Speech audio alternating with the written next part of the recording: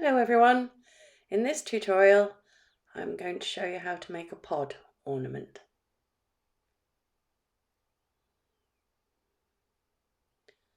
Now we're basically going to be making a triangle or several triangles with a small difference at the very start. So I'm just going to be tying a circular file line join because I can't be doing with tails. For this tutorial you need 8 triangles, that's 8 tails, that's 8 times 6 inches of waist. This is far better.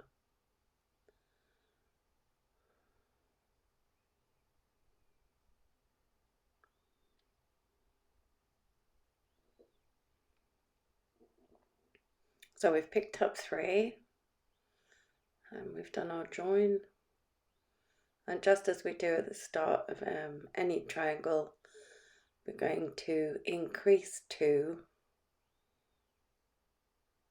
between each of these beads. I'm just using the gold ones.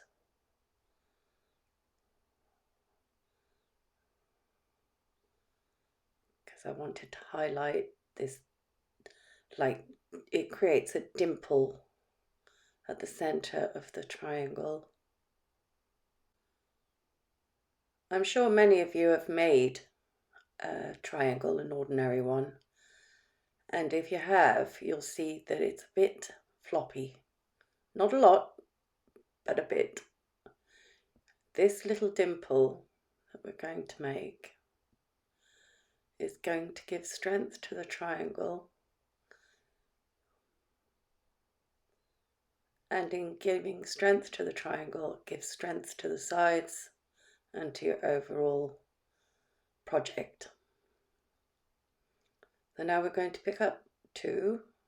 I'm just using the light pink in the increases, and then we're going to pass through these 2. So we're going to decrease.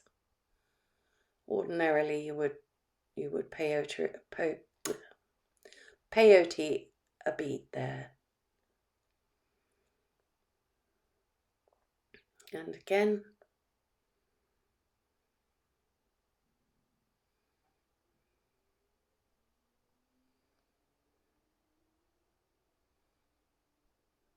And again. And this, on this last one, obviously we will be stepping up at the same time. So there's the decrease and the step up. Now you need to pull this thread path tight and just manipulate it so that those 3 corners come inwards. And then once we've completed the next row, it should stay where it's put.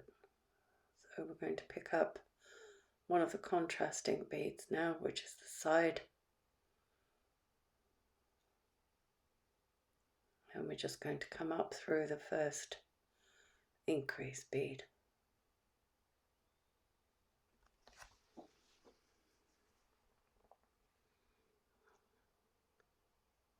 I'm going to increase again, keeping that tension.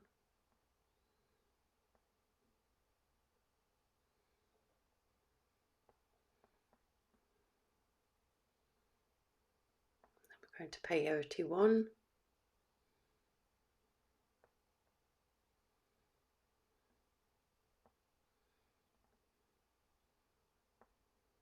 Increase 2.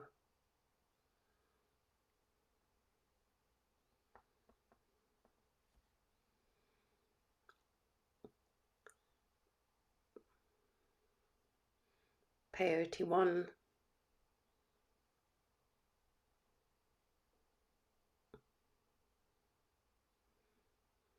And step up.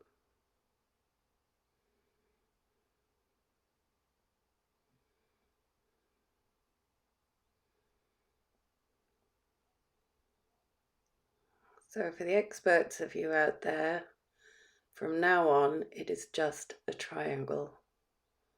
There's nothing fancy about it. So if you like, you can whiz on in the video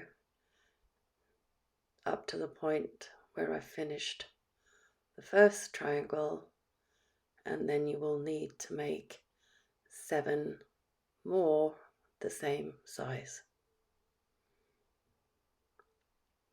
So for the rest of you on this row, it is increase 2 each corner and peyote 2 each side.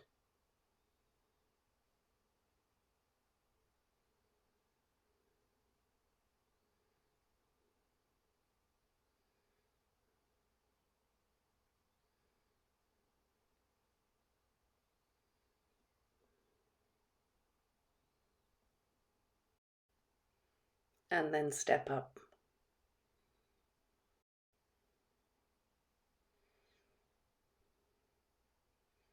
So the next row is increase 2 each corner and peyote 3 each side.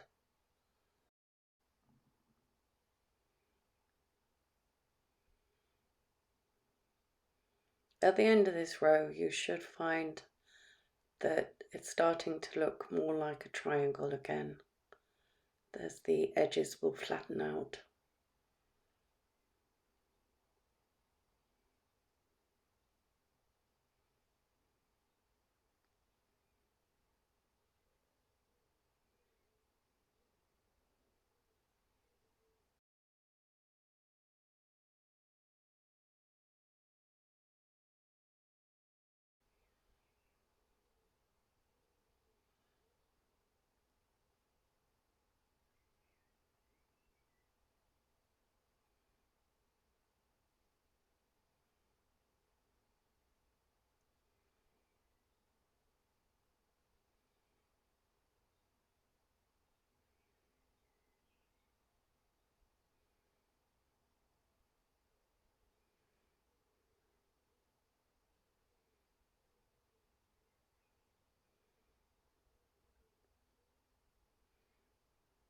So now you can see that it's starting to look more like a triangle again. So there's 2 more rows to go. This one's increase 2 each corner and peyote 4 each side.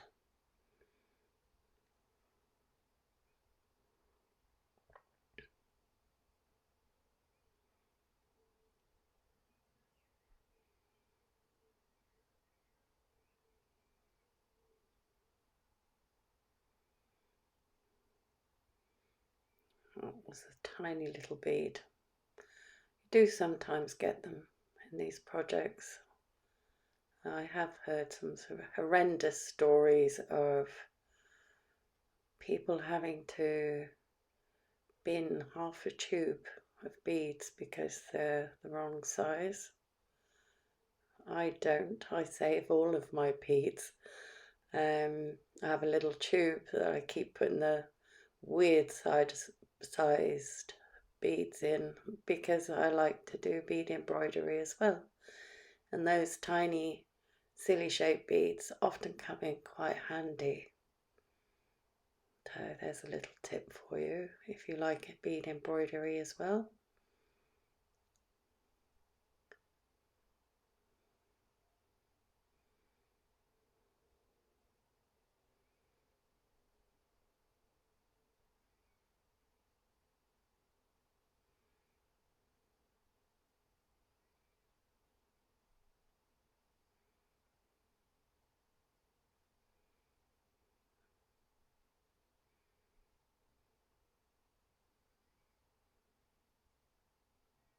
I've just done it again. So you haven't seen it, but that's 3 times I've had to cut out picking up the wrong beads now.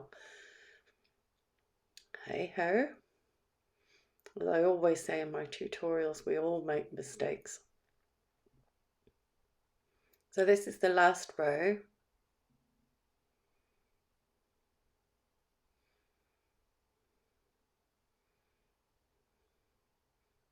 I'm getting slightly agitated and working towards going off screen again, simply because this is the last triangle that I'm beading. I've already done the other 7. So I'm a little bored and I'm anxious and I want to just put the project together now. I get very excited at this point. I like the components for watching TV with, but then finishing a project is also exciting.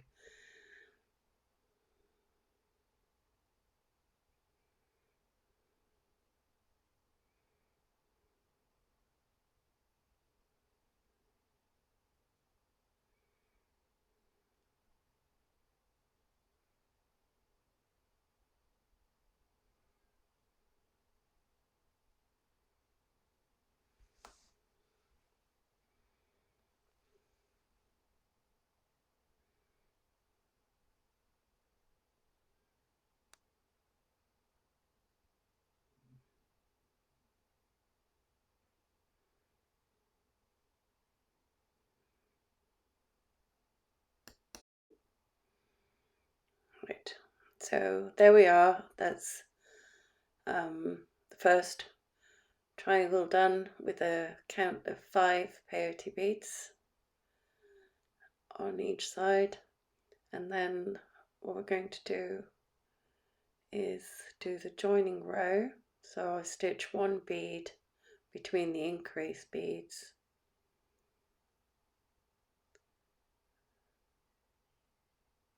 just on this triangle.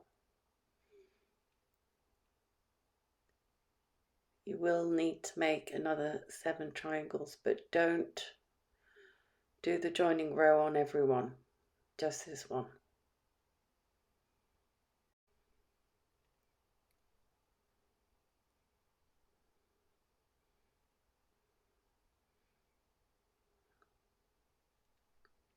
We're going to start joining them together now.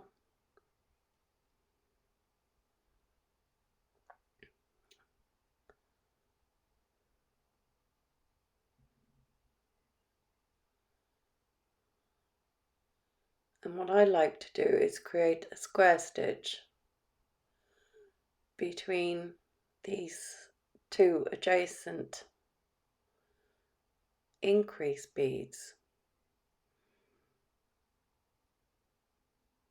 because I find that when you're beading a 3D project, this square stitch at the beginning and end of every joining row adds more strength to your project. And depending on the shape of your project, it means that there's less chance that your 3D object will need to be stuffed, as it were.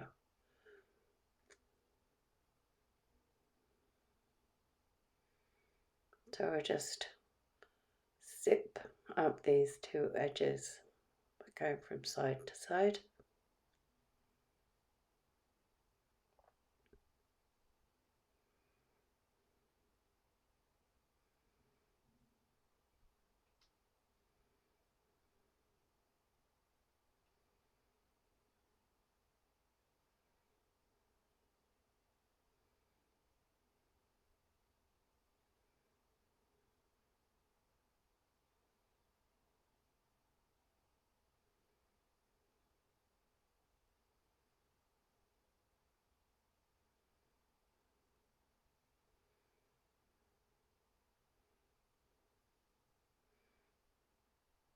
Now I'm going to do the square stitch again.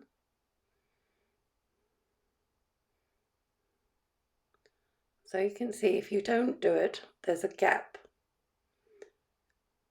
and it will pull, it kind of pulls away over the overall shape, the 3D shape. So by putting a square stitch in,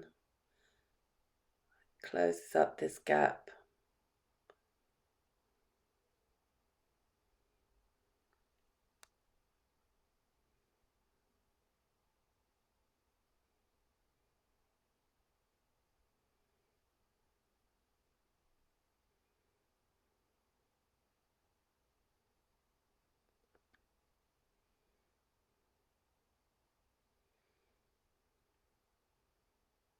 And now we're going to pick up another gold bead and we're going to do the joining row again.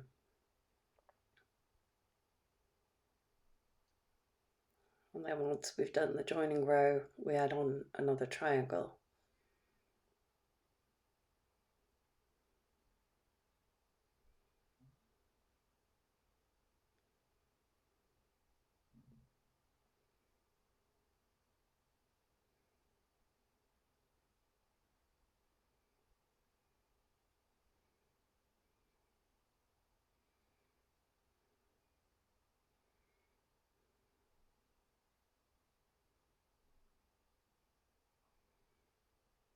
So using the joining row and the square stitch and the zip up, you now need to add on 2 more triangles. I'd also like to mention that you can see I turn my triangle so that the loose thread is at the bottom, and the reason for this is that if it's this way round, when you try to do the joining row, these beads will pull outwards and you won't have a tight unit. So just switch it round. You can end the threads, but I'm a bit picky about hiding my thread in the bead that I pick up between the increased beads. If that doesn't bother you, then you can go ahead and end whatever threads are annoying you. So add in 2 more of the triangles. So you can see here I've joined in those 2 triangles and I've completed the last joining row. Now what's going to happen here is when I've completed this zip loop row, is that my thread will wind up at the center.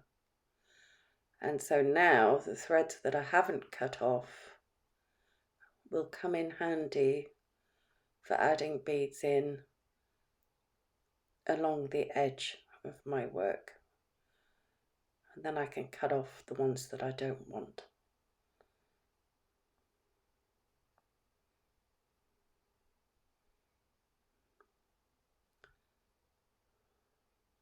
And some of you may be saying to yourselves, well, you started out at the beginning of this tutorial recommending the circular fire line join because of wasting thread. But what I do is when I've cut one of these threads off, I simply join them back on to the thread I'm working with using a fire line join. So I hardly waste anything at all unless I've reworked my thread so many times that it just begins to fray. So no, I won't waste the thread, I promise.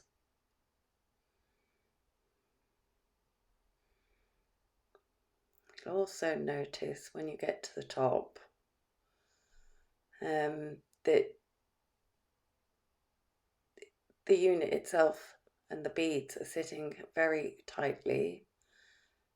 And what you don't want to do when you're ending this thread is to break out a bead at this point.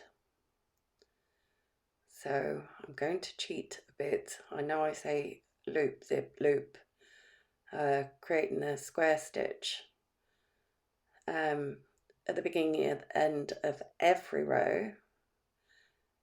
I will not be doing it here. And the reason that I'm doing that is because I will be using the square stitch to end my thread. So it's already joined together.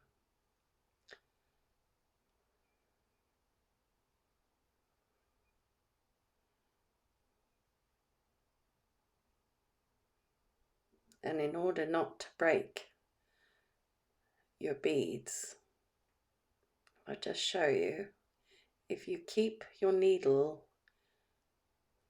get up close, If you keep your needle in line with the space between the beads on the next row, you should be absolutely fine.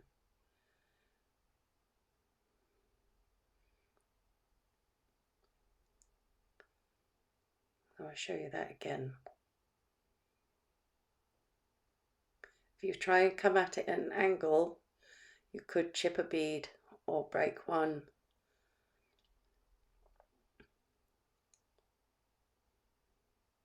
So this time I'm going to go through to the inside of my work. I'm going to take the opportunity to end my working thread inside, so that if it's not flush with the beads, it won't matter because no one can see it.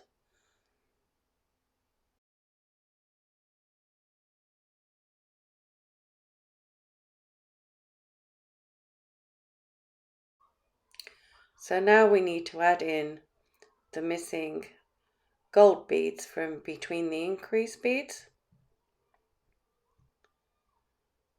So we just add in one, come back through the adjacent bead, then pick up one. And now you need to consider that you're joining the two sides together. So I've got two missing gold beads here, but on the other square I have already beaded the joining row. And yes, I can see that whopping mistake. I will fix it. But I've already done the joining row on this half of the pyramid. So on this half, I need to skip through all of these beads to be able to do the gold beads in the other corner, and it's really quite easy. Obviously, for you experts out there, you already get it. So please do feel free to skip along. If you're a beginner or an intermediate beader, I'll show you how we just work down this side.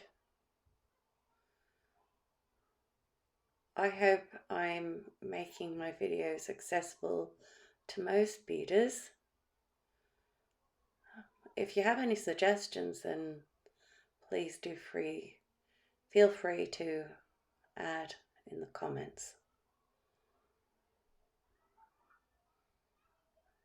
And so we're going to pick up one, come back through the adjacent bead, pick up the other one,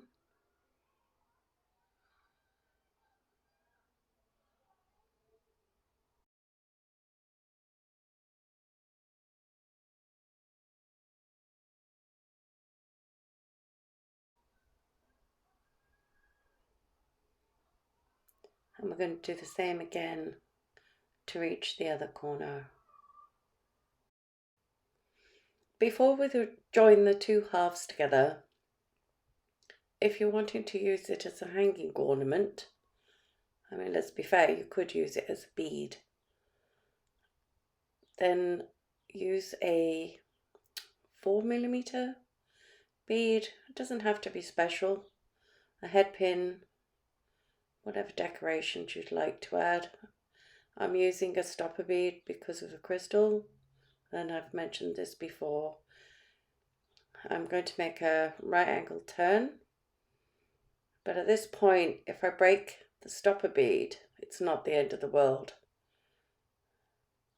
and I can replace that quite easily. But if you've only got so many crystals, then you need to be careful that you don't snap one. So you need to make a cut of about 10 to 12mm. Now I use this point on my finger as a guide, but that's just because I've been doing it for a long time. when you grab the end of your wire, make sure it is inside of your pliers, not sticking out, and then gently roll it till it meets the other wire. So that's that done, and now we're going to join the two halves together, and again it's just a loop zip loop,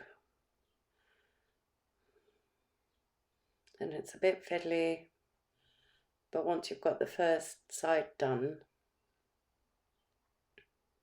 everything else will follow smoothly. So I'd just like to mention, whilst I'm zipping this side up, that you can make these triangles as big as you like. So although I've done a mini-me version of a pod that's probably suitable for a really chunky necklace, you can make these pods much bigger simply by increasing the size of the triangles. So by increasing the size of the triangles, that gives you more opportunity to introduce patterns.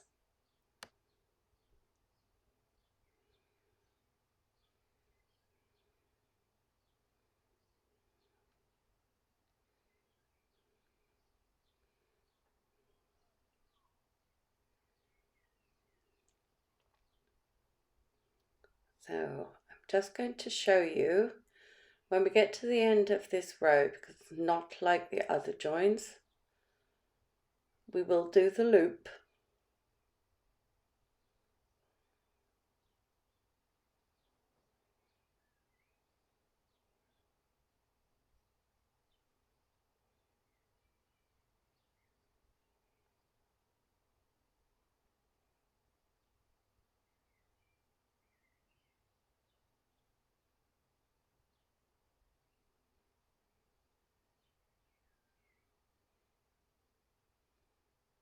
This is what happens when you don't follow your own advice. Right, there we go.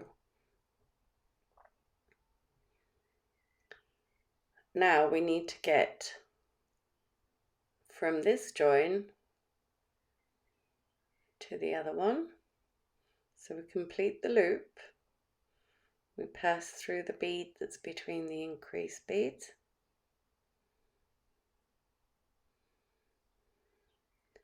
Down through the adjacent increased bead.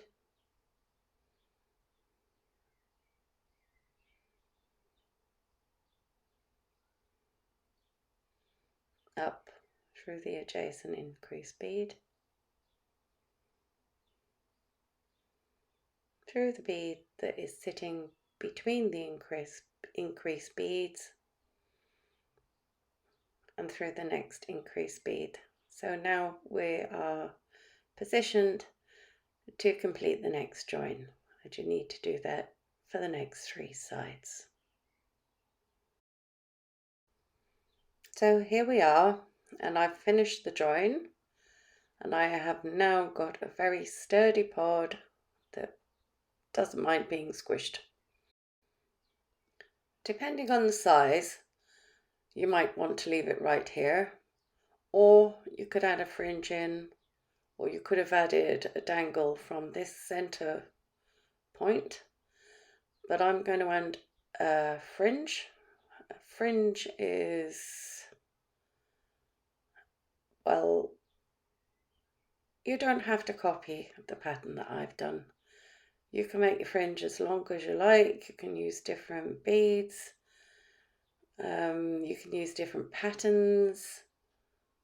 But one thing I would say is to use some bigger beads at the end of your fringe, because this helps with the weight, and therefore your fringe will hang in a more pleasing manner. So it really doesn't matter what I'm doing, you can do your own thing. You could even do a loop fringe if you fancied it. But the basic principle is the same.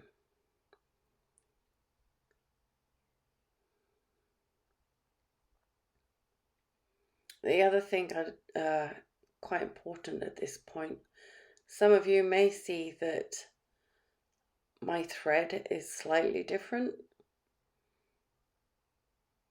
and that's because I've switched to 1G. So at the end of your chosen dangle, if you like, you pick up one bead and then you're going to go back through all of the other beads, but you're going to omit that last bead. So we're going to come back through all of the rest of the beads. Now the reason I'm using 1G as opposed to filine is very stiff and 1G is much softer and will give you a better drape, and so your fringe won't wind up sticking out to the sides or going off and not hanging nicely. Another thing, because this is fringe, I've probably got a wingspan of thread here,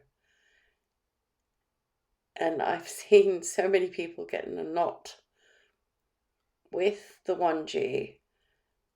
It's knotting, it's twisting, it's doing this, it's doing that. Just slow down. That's all you have to do. And you'll see a knot before it gets to it. You will see it's going to happen, and then you can get in the way of it before it does happen. So if you're, using 1G here or similar thread, then just slow. Just take your time, and it's the worst. This is the last part of the tutorial. You're finishing your project. So I think the tendency is to, let's get it done. I'm done now. I'm finished. I want to finish it. And then we rush. And when we rush, mistakes happen. So just slow down. Breathe. Beading is supposed to be relaxing. But I do understand that sometimes it really isn't. You can get overwhelmed with a project and you're so excited when you get to the end. It's just like, I just want to end those end threads.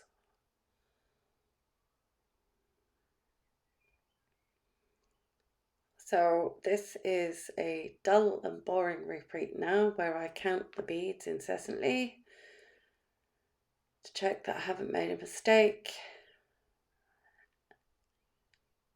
And what we're doing is adding the same bead count on every single strand for each one of those 4 gold beads. Then again, we're going to come back through all of our beads, omitting the gold bead at the end, and then we are going to come back through the gold bead on our pod from the opposite side. Try not to pull your beads in too tight. It's the one time when you need a more relaxed thread tension.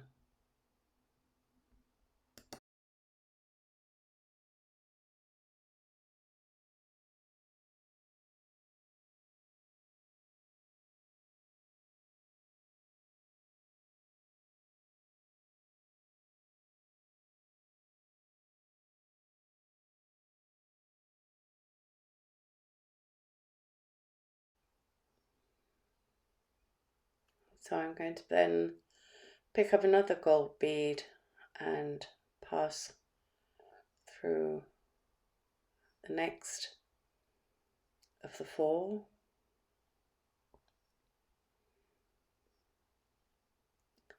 and I will complete another 2 fringes using exactly the same method, and I'll come back when I'm done. So the last thing to do is add 4 more of the fringes, and to do that we need to exit the first gold bead you added in that second round. We're basically going to add another fringe for each one of those additional gold beads on the pod.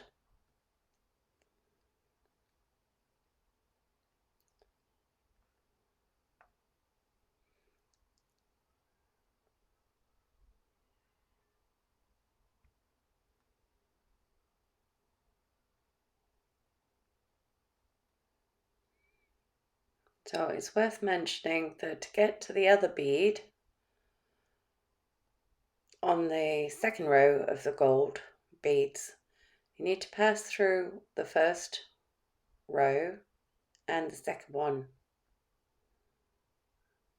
just to make sure I don't miss that out in this tutorial.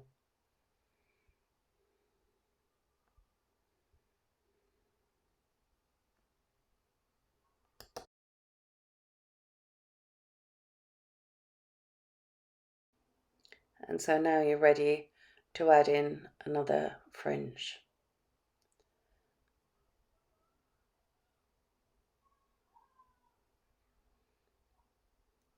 Once you've added all of the fringes, you need to work round to your tail thread,